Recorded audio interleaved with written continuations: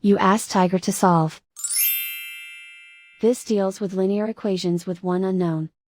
The final result is x equals -1/8. Let's solve it step by step. Group all constants on the right side of the equation. Subtract 5/8 from both sides. Combine the fractions. Combine the numerators. Reduce the zero numerator. Simplify the arithmetic. Find the lowest common denominator. Multiply the denominators. Multiply the numerators. Combine the fractions. Combine the numerators.